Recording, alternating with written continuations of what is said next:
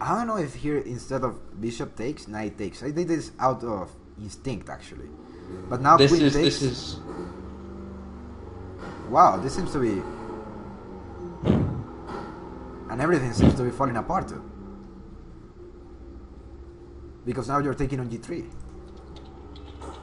Maybe this was a refutation to this sacrifice here.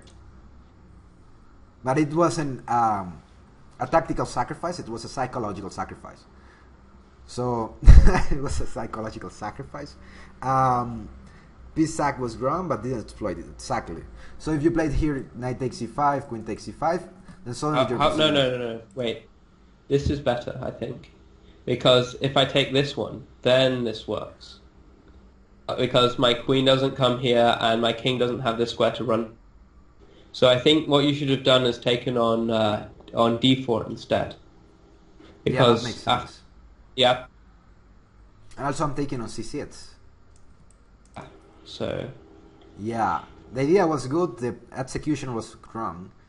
Because... yeah. Yeah. Now g6 and everything seems to be falling apart. The other way that I thought you might play here was like in this position. I was thinking that maybe I didn't consider like queen takes e5. I just thought bishop takes and then queen h5 is giving you checkmate. And I thought that if knight takes, then maybe something like this, and it's more or less the same. But here you had this move, which seems stupid. But I mean, this was what I was calculating. And I thought, well, what do I do if that happens? And I wasn't so clear, because after queen takes, king here, then I cannot play g6. So you're threatening queen f7. No, that's not gonna fly. I have queen f7. So maybe queen h5 now. But then you have g6.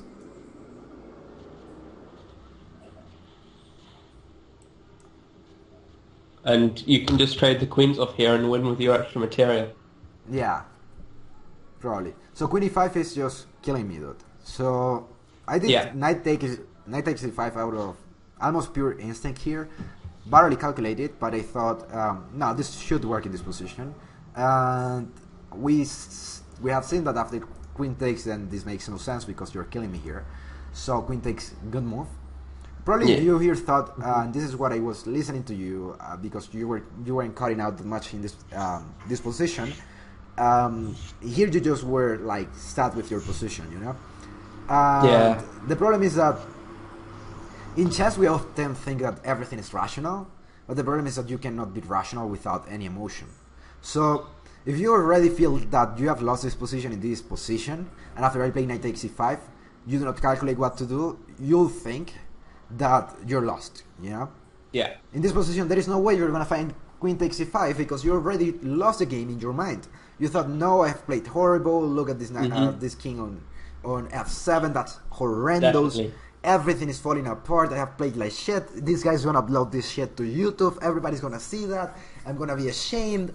And no, dude, I don't know. People are gonna come with swords and things to kill me, like Frankenstein and some bullshit like that. And that seems like really sad. And then you get yourself in a situation where you're sad and emotionally you're already losing the position. That seems stupid, but it often happens, dude. Like when you're already sad and you have already decided that you lost the position in your mind, you lose the position. I remember I read one book on death. You know, there was a medic from Poland who wrote this book, and she saw like 1,000 people dying. And she said that whenever somebody said that he was gonna die on Wednesday or something like that, the guy died on Wednesday too. So that might seem like something stupid or esoteric or some bullshit, and I do agree with that. But the problem is that whenever you find yourself in a situation where you're ready to die, then you just die, right? So you do not have to be so concerned about being lost, and you do not have to see losing as something that's, how to call it, something shameful or whatever. You have to experience lost games as reference experiences, you know?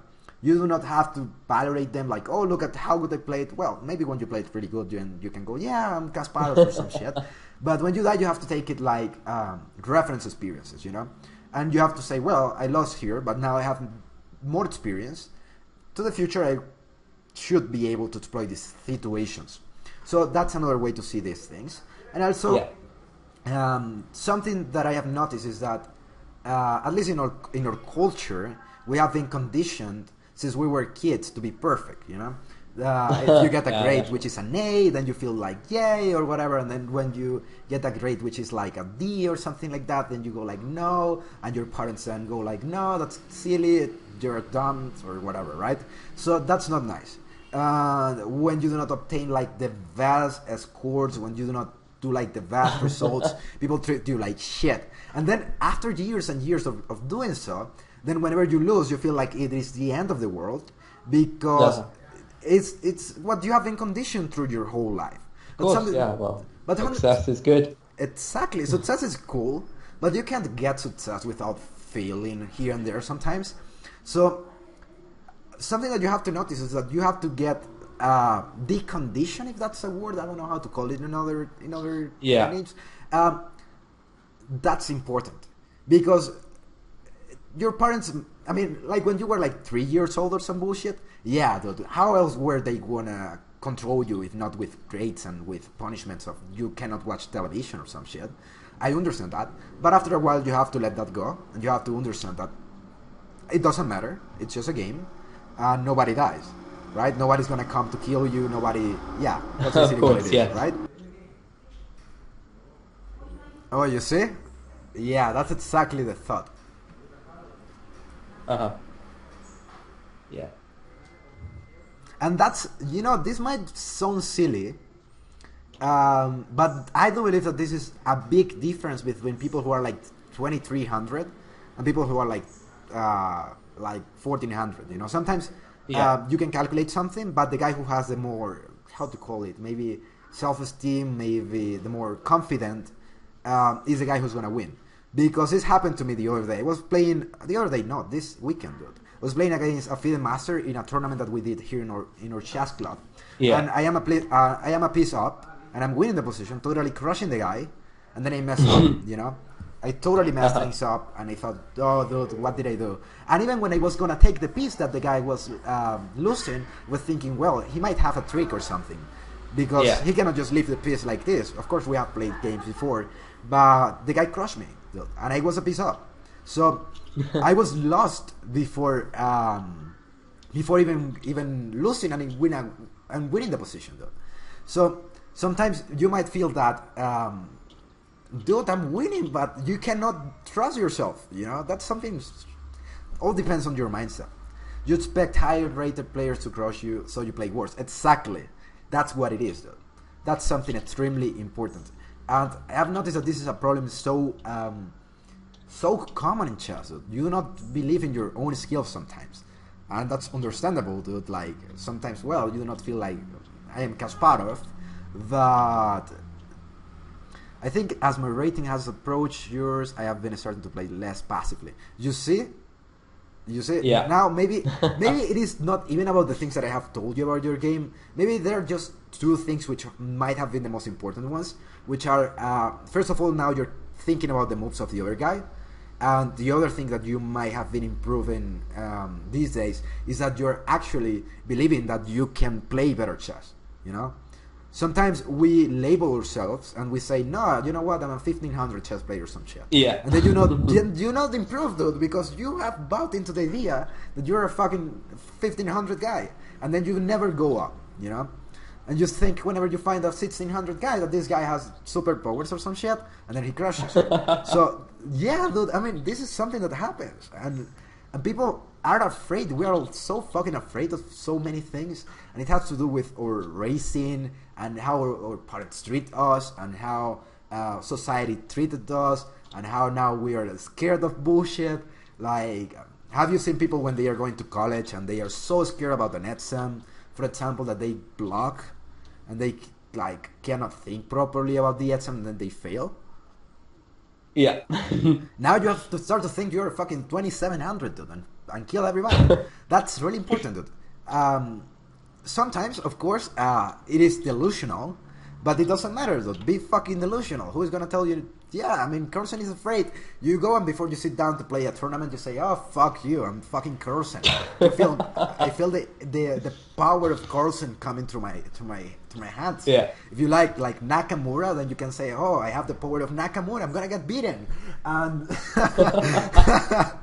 and then that's basically what it is. You feel the power. Shit. So that might be something interesting to consider. This is something that I am gonna upload to the channel because I do believe that this is a problem that we are so, we're so conditioned in life. And when you see kids, you see them like smiling, you see them like going around, kidding, doing whatever. And once they hit like 13, they start to be boring, dude. And they do not do anything. You know, philosophy, yeah. This is something important, dude. This is really interesting. And then the other thing is that this conditioning thing is the whole root of the educational system, you know? Like literally. This. And then we are afraid, dude. Because you have two ways, and this is something that teachers realize quickly, is that you have two ways to keep kids quiet, basically. One of them is that you can reward them, but rewarding takes a lot of effort, or you can make them afraid. Making them afraid is quite easier. Yeah. We're told both that you can do anything and sleep. Yeah, exactly. So now we, not only that, but we hide our mistakes, we hide our failings and our bullshit, dude. Like, we sit down and we do not want other people to see the mistakes that we have committed, because it seems like we are so focused on being perfect. You won't see people uploading photos crying to Facebook or some shit. And that's exactly what it is, dude. It seems like everybody's so happy and everybody's just crumbling apart.